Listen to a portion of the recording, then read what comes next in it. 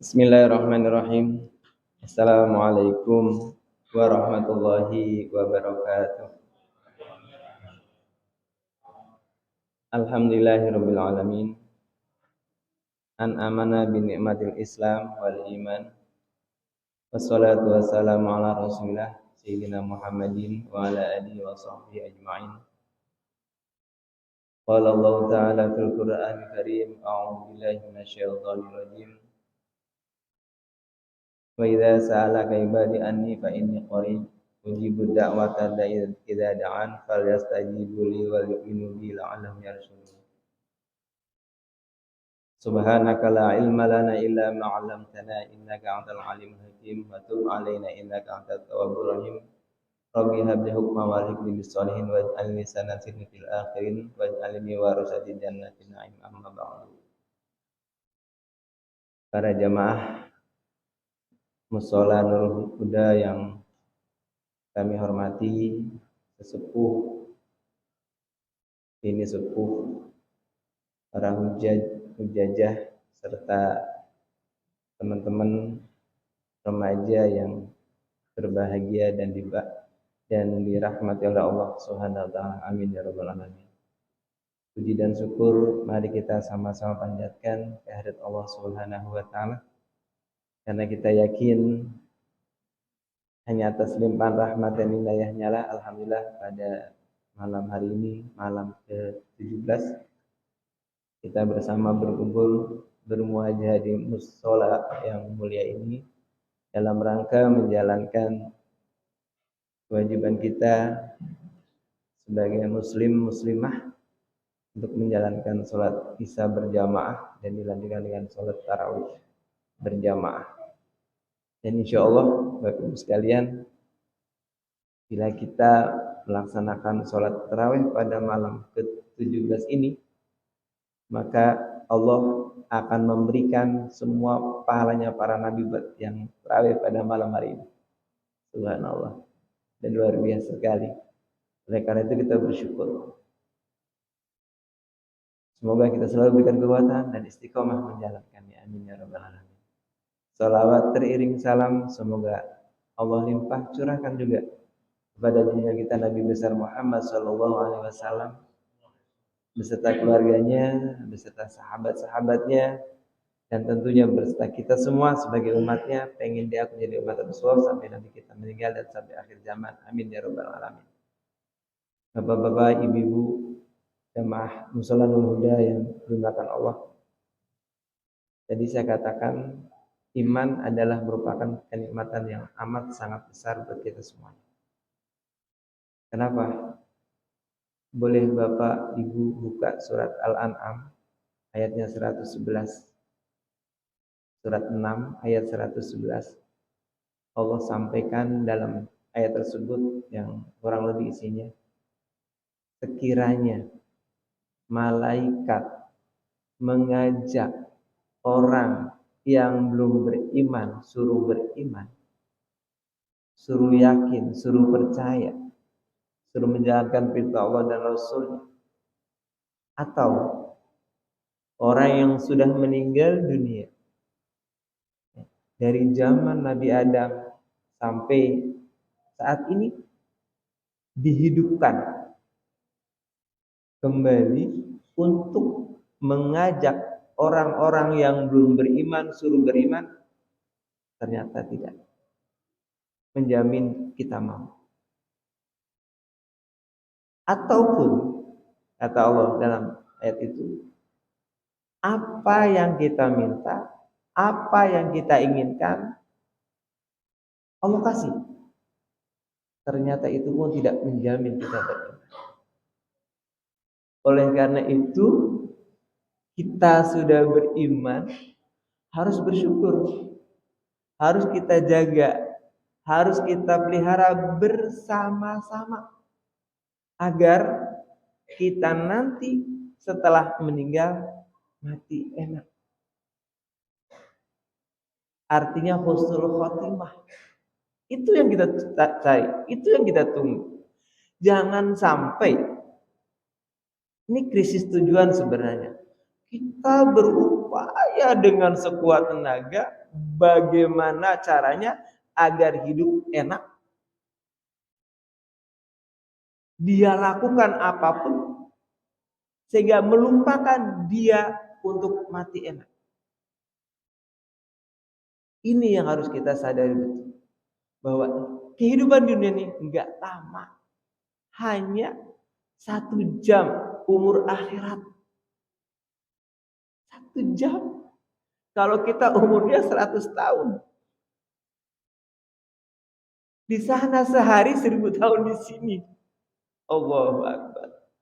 Jadi kalau kita tidak pandai-pandai menjadikan hidup ini untuk tambahan kebaikan dan kebaikan, rugi sekali. Makanya bulan suci Ramadan, bulan yang penuh rahmah, maghfirah, itu minanar, kita isi dengan sebaik mungkin. Makanya pada malam hari ini saya dikasih materi iktikaf untuk dapat mendekatkan diri kita kepada Sang Khalik. Yang menjadi permasalahan, apa sih Pak, Bu, yang dimaksud dengan iktikaf itu? Apa itu iktikaf? Kita seringkali mendengar kata iktikaf, dan bahkan sebenarnya kita selalu ke masjid atau ke musola. Jarang tuh kita lihat iktikaf. Jarang. Padahal iktikaf itu adalah berdiam diri di masjid.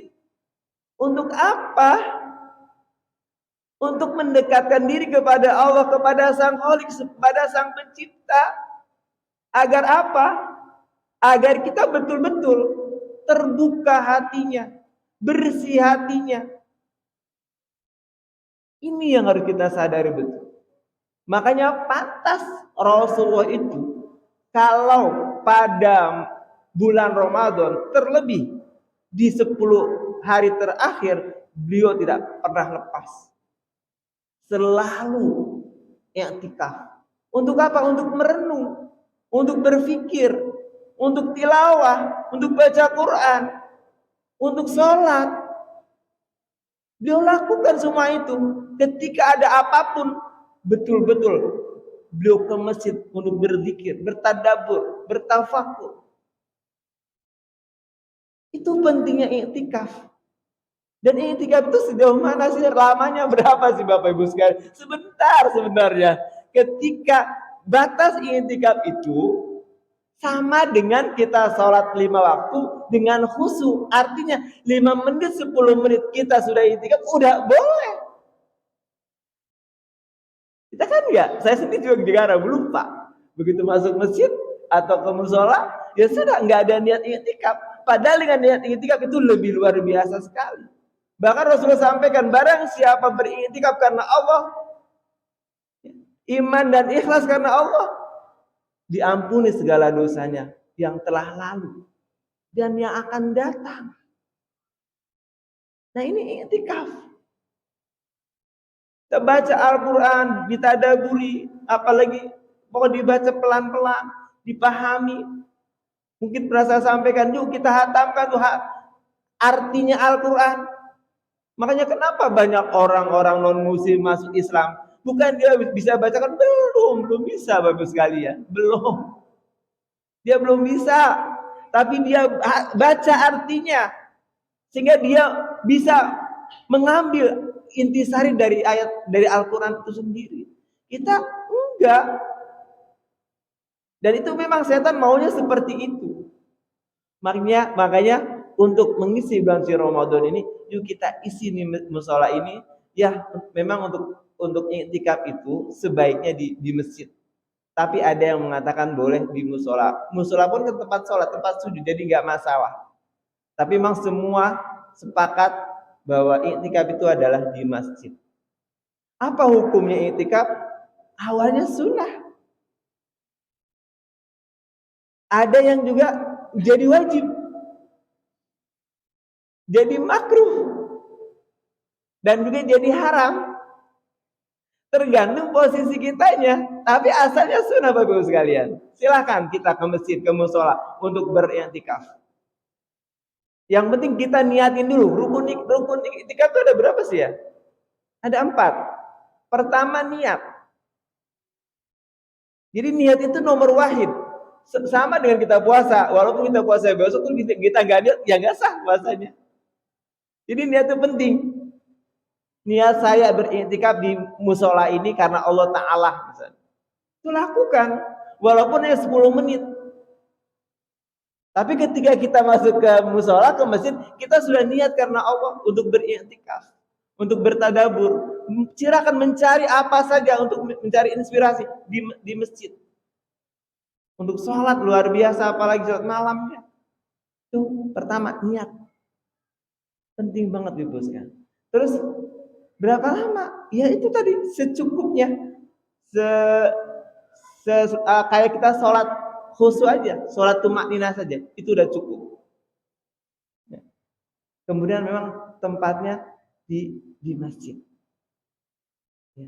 Dan musola pun boleh. Ya, kita upayakan untuk ke sana agar ketika kita masuk ke musola atau ke masjid diniatin untuk i'tikaf. Saya juga lagi mau coba. Saya juga niat, ya Allah, nawaitu an i'tikaf fi musola fi hadil musola sunatan lillahi ta'ala atau lillahi ta'ala. Ya, saya i'tikaf di musola ini karena Allah Ta'ala. Jadi ketika saya duduk, ketika kita apa saja, ya nggak apa-apa. Yang penting syaratnya juga kan tidak punya hadas besar. Oke, sekarang kapan sunnah? Awalnya. Tapi bisa wajib, Bu, Bapak, i'tikaf itu kalau bernazar. Nazar itu wajib, Pak. Saya bernazar akan i'tikaf kalau bulan Ramadan ini datang. Selama misalnya 10 hari terakhir. Ya Allah, mudah-mudahan dapat apa? Yang ditunggu-tunggu itu malam Lailatul Qadar. Upayakan, betul-betul upayakan. Terus kalau yang haram itu apa? Ibu-ibu atau ya yang punya suami, terus suaminya nggak ngizinin, itu nggak boleh. Jadi harus minta izin dulu sama suaminya kan. Terus yang keempat, yang makruh gimana? Yang makruh itu kalau menimbulkan fitnah. Ya, biasanya ada saja kan kita pergi ke sana dengan pakaian yang luar biasa sehingga menimbulkan perhatian yang kurang bagus, itu nggak boleh. Makanya pernah saya sampaikan, baju itu tujuannya apa? Untuk menutup aurat, bukan untuk mengumbar aurat. Walaupun kita berjilbab, kalau kelihatan lekak-lekuk itu termasuk nggak boleh. Ya, itulah makanya kita kan sudah pakai mukena, nggak ada masalah sama sekali. Itu pentingnya i'tikaf. Jadi mudah-mudahan mulai dari tanggal 17 ini sampai ya minimal kalau tahajud kita kesini dulu nggak apa-apa kan gitu, bersama dengan teman-teman sambil kajian Quran atau baca terjemahannya aja bareng-bareng didiskusikan, itu boleh, nggak apa-apa. Bahkan itu penting banget buat kita sehingga kita paham apa yang dimaui Allah, sehingga kita nanti akan memperoleh hidup enak dan mati enak. Kan tujuan kita memang tidak ada lain. Rabbana atina fid dunya hasanah wa fil akhirati hasanah wa qina adzabannar. Ingin bahagia dunia, ingin bahagia di akhirat. Caranya gimana? Ya tentu buatlah diri kita patuh pada Allah, buatlah diri kita patuh pada Rasulullah, buatlah diri kita patuh pada orang tua, buatlah diri kita patuh kepada guru, buatlah diri kita patuh kepada diri sendiri. Kapan saja, kalau itu memang perintah Allah. Ini penting banget buat kita untuk kita lakukan. Itu kita PR betul. Watawasabir itu penting buat kita semua. Sehingga musola yang sudah bagus, ini yang sudah dibangun bersama, ada isinya dan bermanfaat buat diri kita semuanya. Kalau enggak, ya kasihan yang sudah dibangun oleh para sesepuh-sepuh kita. Contohnya misal almarhum Bapak Haji Soleh, Bapak Zainuddin, Pak Kiai, itu semua dengan kita menghidupkan, berarti kita bermanfaat buat mereka juga dan akan mendapatkan manfaat dari apa yang kita lakukan di sini gitu. Jadi subhanallah, marilah dengan i'tikaf ini mudah-mudahan kita bisa merenung ya, bisa menjadikan kita dekat kepada Allah. Memang tujuan apapun yang kita lakukan enggak ada lain, adalah agar kita menjadi orang yang muttaqin, orang yang bertakwa, menjalankan perintah Allah dan menjauh segala larangan. Cuma yang menjadi masalah nih satu. Kita semua tahu nih, yang dimaksud takwa itu menjalankan perintah Allah dan menjauh segala larangannya. Sekarang yang menjadi masalah, apa sih perintah Allah itu? Apa saja? Saya kan Apa sih perintah Allah yang harus kita jalankan? Apa sih larangan Allah yang kita harus hindari? Kalau kita nggak tahu ya susah. Jadi itu harus tahu benar menjalankan perintah Allah. Apa yang diperintahkan? Sholat, misalnya puasa, zakat. Itu semuanya kita harus tahu. Apa yang kita yang dilarang Allah, kita juga harus tahu.